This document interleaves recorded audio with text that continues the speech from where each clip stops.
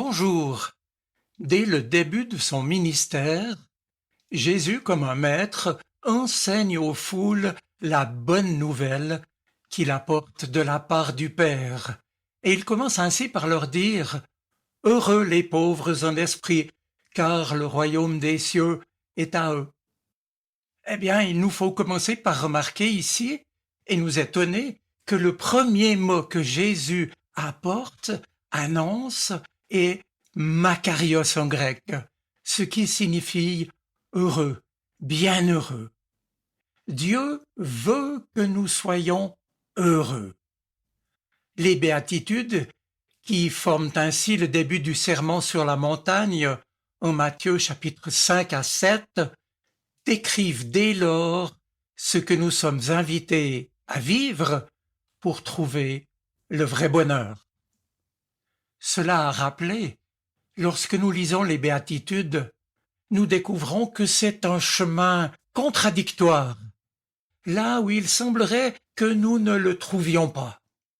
Ainsi, il proclame « Heureux êtes-vous quand on vous insulte, quand on vous persécute et quand on dit faussement toutes sortes de mal contre vous à cause de moi. Réjouissez-vous, criez votre joie, car votre récompense est grande dans les cieux. » Oui, mes amis, assurément, notre première réaction ici est bien que si cette béatitude-là, Jésus ne l'avait pas prononcée, elle ne nous aurait pas manqué. Comment faut-il dès lors comprendre que dans le programme du bonheur, il y ait aussi ceux qui souffrent la persécution au nom de leur foi, au nom de la justice, ceux qui vivent dans la vérité et ne transigent pas avec elle. Mais précisons d'abord que le texte ne dit pas « Votre récompense vous sera donnée un jour au ciel, sous-entendu après votre mort », mais Jésus dit littéralement, et j'insiste, « Votre récompense est grande dans les cieux ». C'est un présent.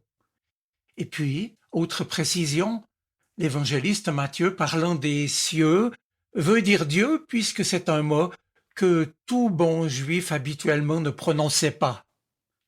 Ainsi, pour dire le royaume de Dieu, Matthieu écrit toujours le royaume des cieux, ce qui nous donne à comprendre votre récompense, dit Jésus, est grande en Dieu, et cela au présent dès aujourd'hui. La proximité et l'amour de Dieu, nous dit Jésus, c'est déjà possible maintenant pour vous. Jésus n'appelait donc pas ses disciples à la résignation dans ce monde, ni ne faisait de la bonne nouvelle du salut l'opium du peuple, comme certains l'ont prétendu en se moquant du christianisme. En fait, ici et maintenant, Jésus adresse donc une promesse pour ceux et celles qui sont enfants de Dieu, ou dit autrement, qui sont en Dieu et Dieu en eux.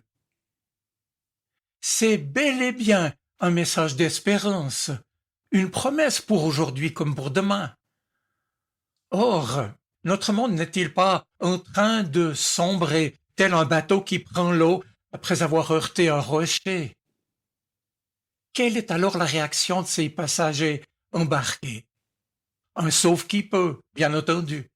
Il s'agit de sauver sa vie, de sauver sa peau. On fera tout pour cela. On ira même jusqu'à écraser les plus faibles, s'il le faut, leur passer dessus. Eh bien, nous vivons aujourd'hui dans cette perspective-là. Et pour se calmer, se sécuriser, la plupart, ceux qui le peuvent, recherchent la possession à tout prix, par tous les moyens. On est rassuré, pense-t-on, quand on a une certaine richesse des biens. Et plus on en a, plus on en veut, comme on dit. Et puis beaucoup recherchent aussi un pouvoir, afin d'être au-dessus des autres. Volonté de puissance qui fait qu'on ne passe rien à l'autre, qu'on ne pardonne pas, qu'on apprend aux enfants même, dès leur plus jeune âge, à se montrer fort et à rendre, s'il le faut, coup pour coup. Au travers des béatitudes, Jésus nous redit aujourd'hui, moi je refuse ce monde-là, et je refuse totalement ce système, parce qu'il ne mène à rien, si ce n'est à la catastrophe, que ce soit pour les nantis ou pour les écraser. Même les riches, parce qu'ils ont toujours la même peur au ventre, celle de manquer, qui n'est éteinte ni par la possession des biens matériels, ni par le pouvoir obtenu. Christ dira plus tard, celui qui voudra sauver sa vie la perdra, mais celui qui la perdra à cause de moi la trouvera. Et que servirait-il à quelqu'un de gagner tout le monde s'il perdait son âme, ou que ne donnerait-il pas en échange de sa vie? Bref, Jésus nous invite à un changement de mentalité, à une métanoïa, dit-il en grec, c'est-à-dire à une conversion, où concrètement il s'agit de ne pas passer à côté de Dieu, de son projet pour nous, de ne pas passer à côté de quelqu'un non plus, sans faire attention à lui, sans prendre le temps de l'écouter, sans accueillir ce qu'il est, sa dignité, sans faire attention à celui à qui personne ne fait attention, ou concrètement se battre contre toutes les formes d'oppression, d'injustice, chercher la paix et la réconciliation, ne pas vouloir ignorer le mal et la misère, accueillir, découvrir Dieu, découvrir l'autre, se découvrir aimé de Dieu qui veut nous aider à aimer à notre tour. Tel est le modèle nouveau dans les béatitudes. À ses disciples d'hier comme aux chrétiens de ce monde, Jésus promet alors que déjà aujourd'hui, leur récompense est grande en Dieu, en communion avec lui, dans la vie avec lui. Et ceux-là sont les disciples de celui qui n'est pas venu pour être servi et pour dominer, mais pour se faire serviteur de tous. Mais alors comment faut-il entendre, comprendre cette béatitude? Heureux êtes-vous quand on vous insulte, quand on vous persécute, et quand on dit faussement toutes sortes de mal contre vous à cause de moi. Comment la comprendre, cette béatitude, en regard de ce qui précède? Eh bien, j'en suis convaincu, cette béatitude est justement une invitation, une convocation à être chrétien jusque dans le concret de notre situation personnelle à chacun, bonne ou difficile, favorable ou contraire, et surtout à le vivre sans compromission en relation d'intimité avec Dieu. À l'exemple de Jésus, en somme, n'est-ce pas là le sens de l'engagement du chrétien qui est invité à maintenir une permanente relation avec Dieu et quoi qu'il ait à traverser ou à affronter, est invité à vivre avec douceur, rempli de la présence de Dieu, avec bonté, avec sérénité et paix, jusque dans toutes les faussetés, les moqueries, les méchancetés, voire les persécutions que sa foi peut soulever chez les autres.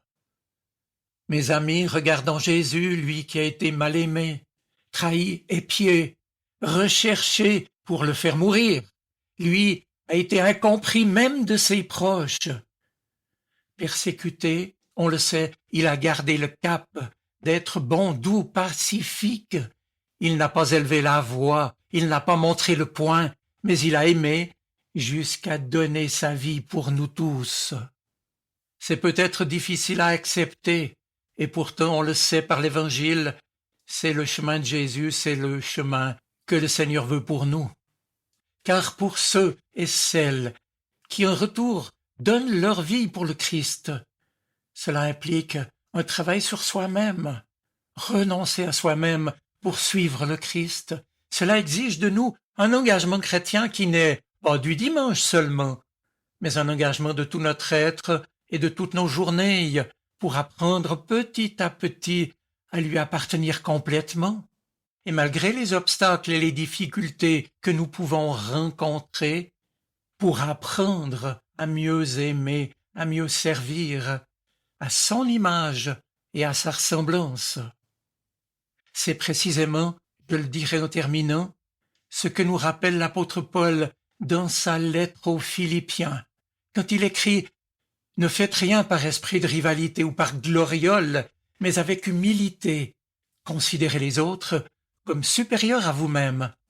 Comportez-vous entre vous comme on le fait quand on est uni à Jésus-Christ. » Il possédait depuis toujours la condition divine, mais il a pris la condition de serviteur. Oui, mes amis, notre récompense est grande en Dieu, et cela dès aujourd'hui, car nous dit Jésus, la présence et l'amour de Dieu, c'est déjà maintenant. Je vous souhaite une bonne semaine. Soyez bénis. Amen.